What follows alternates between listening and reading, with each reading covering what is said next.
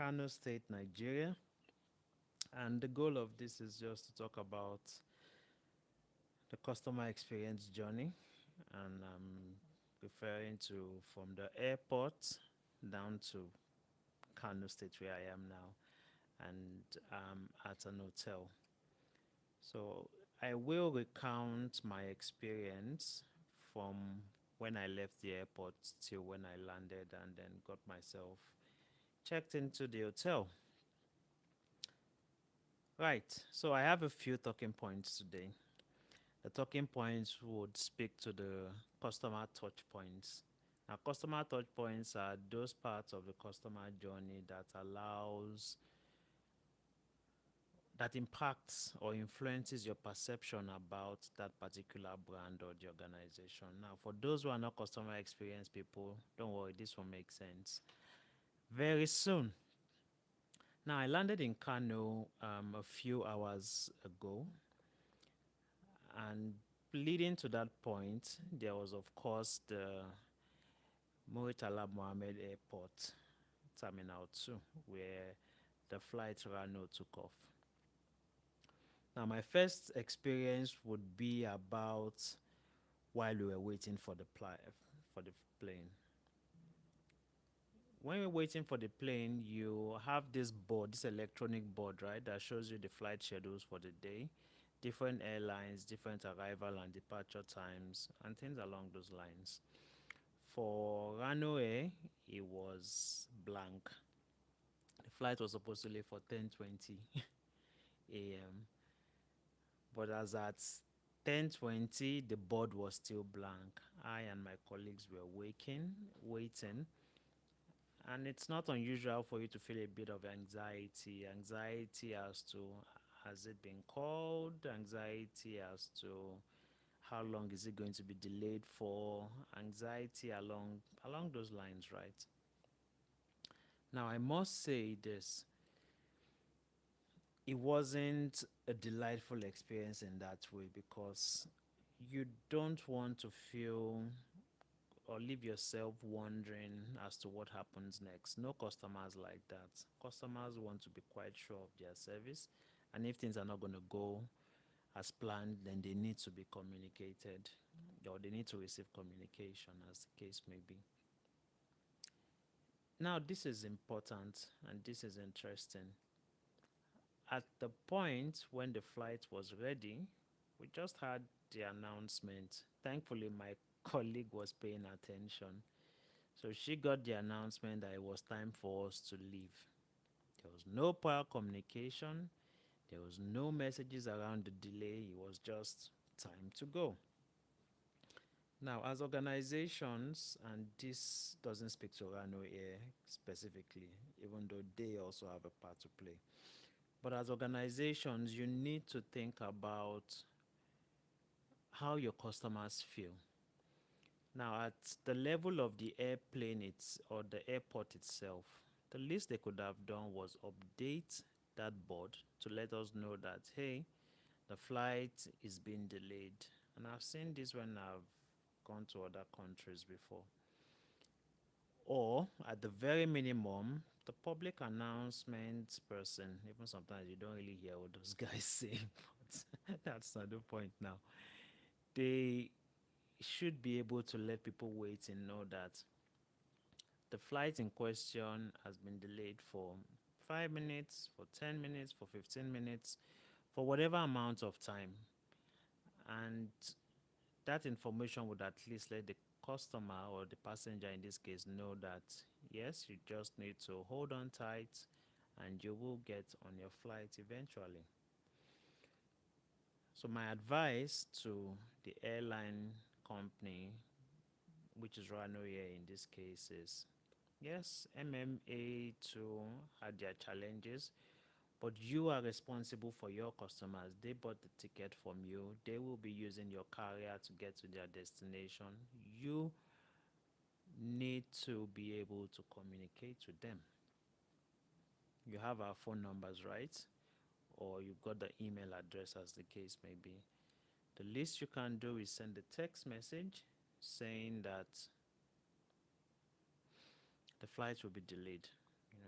keep them abreast, and then, of course, apologize for the disservice. In business, people will make mistakes. Making mistakes is just natural. It happens.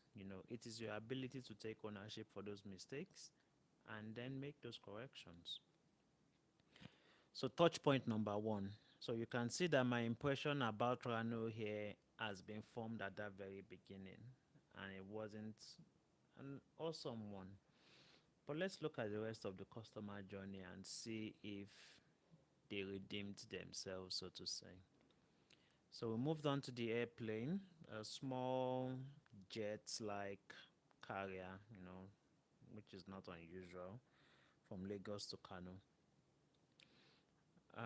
The air hostess was really professional. She was beautiful. I'm married, by the way, so it's not like I'm trying to hit her now or anything. But she was polite. She smiled. What's the word I'm looking for? She was professional all through, and that improved my impression of the airline. You know, at the point when they were also talking about safety measures as to what happens if this happens, what should you do, and so on and so forth. It was nice. I didn't listen to everything, by the way. But the point I'm trying to make is that she was professional. So that's Rano Airlines, say, touch point number two. The first customer touch point was around the information that they could have provided because there was a delay. The second touch point now has to do with the staff. And the staff, damn, checked that box because she was professional, she was, nice, and things along those lines. Now, the question is what happens next, right? So we've seen touch point one, message, down. Touch point two, staff, good.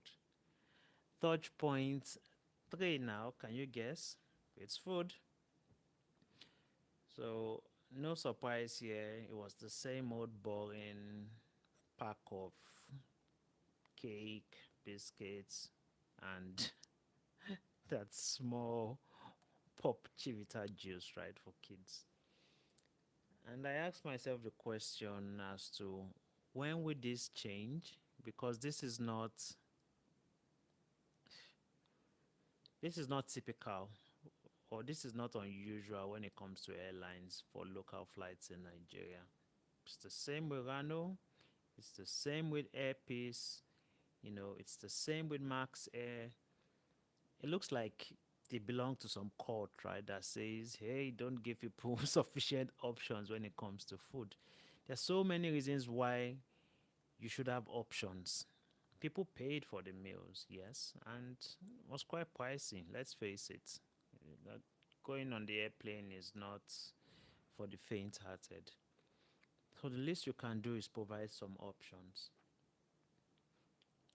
You could provide one that had maybe a mixed match of fruits, or one that has like maybe different snacks, and then let people pick the ones that appeal to them rather than having just one boring bland diet, which really is not healthy for some people after you've crossed a certain age. You want to limit your sugar, you want to limit your cholesterol, you want to limit the number of fatty food that you take into your body. You should have options. And I know some might say that yes, the VIP guys will probably get those options, but with the amount people are paying, I don't think you need to be VIP to get the most basic of things. I don't think you have to. So that is another touch point that went down. So let's see Rano now. If it was a trend graph, it would be at the point of before boarding the plane, let's call it pre-boarding the plane, it was low. At the point of food, at the point of no, the personnel, the air hostess, it was high. At the point of food again, it dropped. Now, of course, the last experience is flying experience, right? Was it turbulent? Was it smooth? For me, it was okay. I think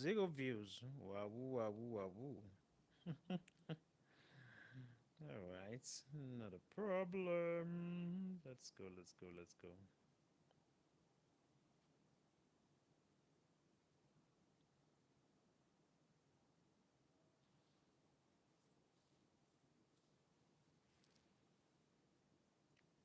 Okay, so back to the conversation. Now, something else I did. Now, let's speak about the next bit. Right, so we eventually arrived at the first hotel. Now, that hotel had to do, um, it's called the Prince Hotel. Very nice place, beautiful. Um, the receptionist was a little distracted because he had to attend to other people, and that was not necessarily a problem. However, the point I'd like to make here is that we needed to book a conference room for the event, and we had to see the manager to negotiate. Apparently, you had to pay for the conference room, you had to pay for the projector. But at the end of the day, he was flexible enough for him to meet us halfway in terms of what the cost of lunch would be, the cost of the tea break would be. I wasn't impressed with the fact that you had to pay for projector, by the way. I think that's absolutely nuts. Absolutely nuts, if you ask me. If you want to buy, if you have paid for a conference room, then you should get the facilities that apply to that conference room. Anything other than that just seems fraudulent, so to say. But anyways, we left there and then we moved. I dropped them off. They checked in, and then I moved to my own hotel, not too far away. Um, Now at the hotel, the Bonn Hotel, so to say, this is what I noticed. This is what I noticed. At the Bonn Hotel, the environment was nice, was beautiful, was clean, was lovely. However, hmm, however, they had a number of touch points. So let's start from the receptionist. At the receptionist, it was nice. The lady was professional too. She was willing to assist. She gave me the registration slip. I put in my details and I was eventually taken to my room. The chaperone, is that what you call him now? Anyway, the guy that helps you with your luggage brought me to the room, helped me out, and it was good. It was good there. However, the only challenge that I'd say I have, not even one challenge, two challenges actually. The two challenges I had to do with one, the fact that the internet was not working, and I had to reach out to the receptionist to find out that they were working on it. Two, another touch point was that I needed to wash my hands in a place that's this beautiful, and the water was not running either too. And I had to reach out to the receptionist to find out that they were working on it. Now, my advice to brand, and just like what I said about the airline, is that mistakes happen. It is just one of those things, right? Mistakes will always happen. But the least you can do is keep your customers informed. The worst thing that can happen to anyone is to be kept in limbo, a situation where they don't understand what is happening and then they need to begin to imagine to figure out what the problem is. So it's absolutely important for you to keep people involved. In fact, at the point of interacting with the receptionist, I should have been told there and then that, hey, A few, um, would I use the word renovations are going on, or a few things are happening. You may not be able to gain access to water for a bit of time. You may not be able to get access to the internet for a bit of time. But nothing of that nature was said. In fact, it was when I got to the reception, now that I remember, that I found out that the treadmill at the gym was not functional. You know, that should have been mentioned. We pay for all these facilities. The least you can do is to let us know if they are not going to work. So let's talk about touch point number 3 about the hotel. Now, the third touch point had to do with the food, and I can say with no iota of doubt, poundo yam, ilasepo, and ram meat. It was divine. It really was good. It really was good. So the touch point for these guys would be good reception, poor communication around amenities, and then great food.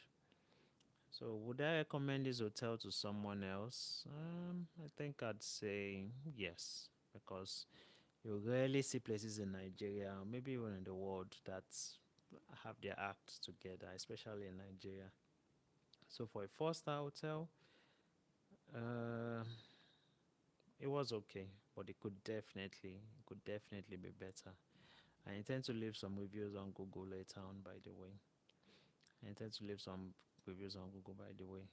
But it is absolutely, and I mean absolutely important for organizations to think of their customer journey end to end. Ask yourself the question, from the moment that this person steps into my establishment, or the moment that this person agrees to use my service, how do I anticipate the needs of this person from beginning to the end? Because the need doesn't start at the beginning and end at the beginning. The need is not solely about the fact that, let's say, for instance, the person needs to get to Kano. No, the needs are broken into different touch points. The needs as to communication, how people want to know, how they need to know what's happening, the needs around, how well the pilots would sail the plane from point A to point B, needs around the food that people would eat. In the lines of, with respect to the hotel, you also need to think about the needs that has to do with um, getting people to know about what facilities are working or not working, keeping people informed of the amenities that are being worked on, ensuring that food is fantastic. You need to think of that entire journey. From the moment the person decides to use your service to the moment the person completes the usage of that service.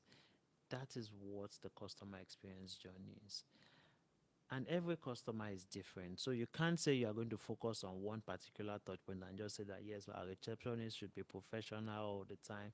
People are going to enjoy her. And then let every other thing be absolute nonsense. No. You have to ensure that every single touch point that has been accounted for delights the customer. Because what is important to customer A may not be important to customer B. Some people may not be interested in how smiley the receptionist is. They may only be interested in the food. Some may not be too bothered about the food because they can go and eat outside and be more concerned about the entertainment. Some may not be too bothered about the entertainment and just need a good place to sleep. Some may not be bothered about everything that is so awesome. All they just need is peace and quiet. So you need to, as an organization, as a brand, account for the entire customer experience journey. It is when you do that, it is when you have that at the back of your mind, it is when you plan and prepare for that, that you will essentially make the experience of your customers absolutely good. You know, and like I said, no one expects you to be perfect at the beginning, but the best first step is to begin to think along those lines, because it is when you do that that you understand exactly what needs to be done. And when you understand what needs to be done, you can structure your improvement plan over a period of time. Prioritize on what is important to start with, and then continue the rest later on. So yeah, this essentially is what customer experience speaks about. This is essentially what it has to do with. Always think of your customers. Always think of how to delight them.